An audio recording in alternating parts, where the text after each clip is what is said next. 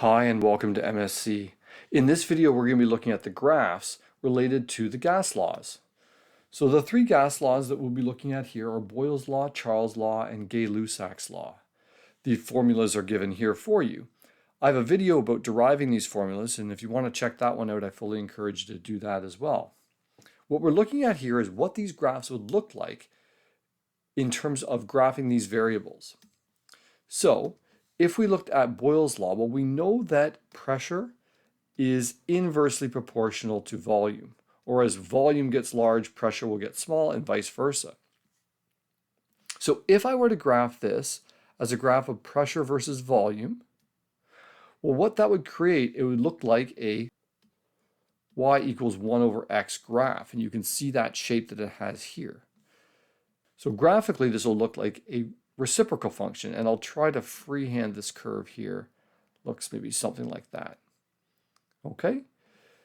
We could force this to be a linear graph if we wanted. So I could, if I was interested in calculating the slope or looking at it as a linear relation, I could make a linear graph out of this.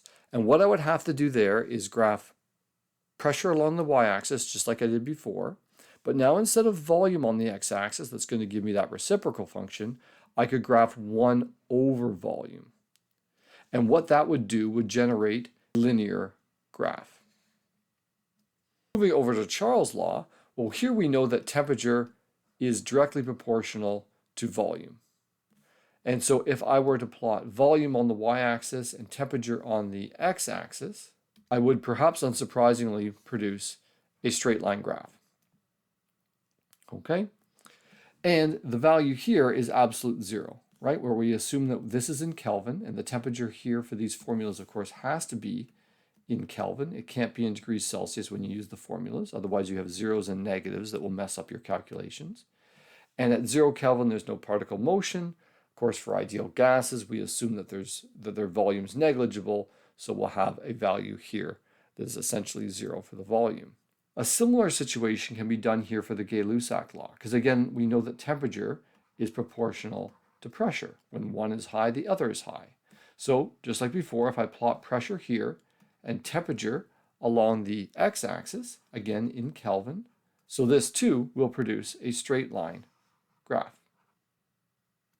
Even though we can't work in Celsius in the formula, I could produce a graph that is drawn out in Celsius.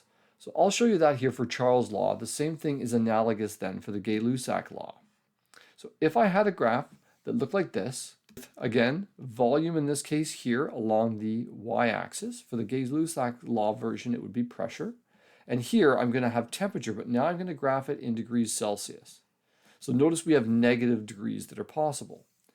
If I were to graph this, the graph wouldn't go through the origin. It would go through like up here somewhere. What's neat about this is if I then extrapolated this line back to meet the x-axis here where the volume would be 0, or in the Gay-Lussac's law version where the pressure would be 0 because no particle motion, that value is, of course, absolute 0. So along the x-axis, I would expect that would be negative 273.15. Same thing with the pressure. At 0 pressure, I would also find the temperature would be absolute 0. And that's a way that we can estimate it based on some calculations, some different values along this curve.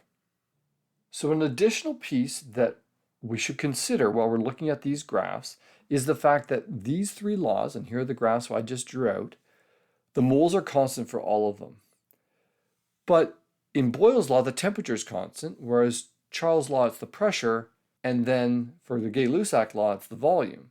That means that these curves are at specific temperatures, pressures, and volumes.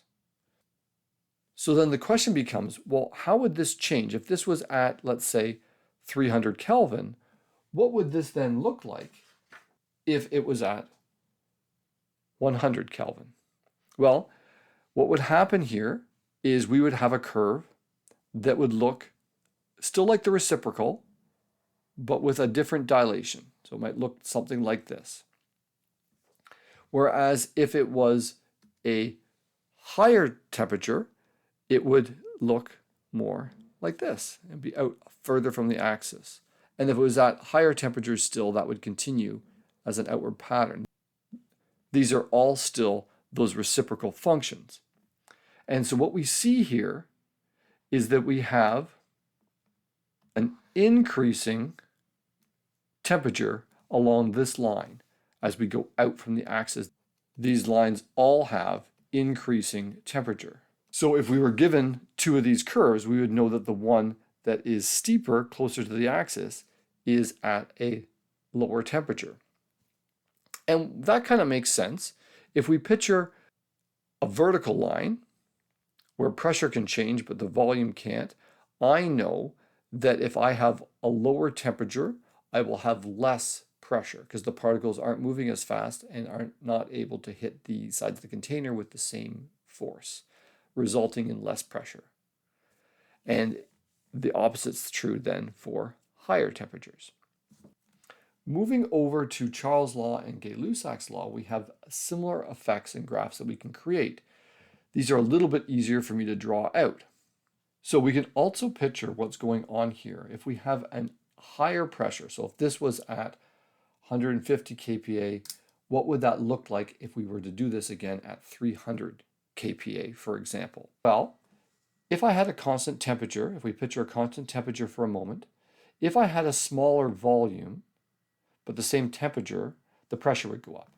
So what we'd get here is we'd have a line here for higher pressure. That means that a line here would be a lower pressure, and a line here would be lower pressure as well. What that means is, as I bring these slopes down in this direction, that is going to be increasing pressure. So the more steep the line is, the lower the pressure, and the less steep the line is, the higher the pressure. Similarly, we can rationalize things for the volume as related to the Gay-Lussac's law and its graph. If we think about a constant temperature for a moment, if I had a larger volume, that would reduce the pressure because the particles would not be able to hit the sides of the container with the same frequency. So it would look like a curve like this. If I reduce the volume, well, that will increase the pressure at a constant temperature. So it would look like that. And if I further reduce the volume, well, the line becomes even steeper. So again, in this scenario, I would have curves going this direction, right, with decreased slope, that being an increase or an increasing volume.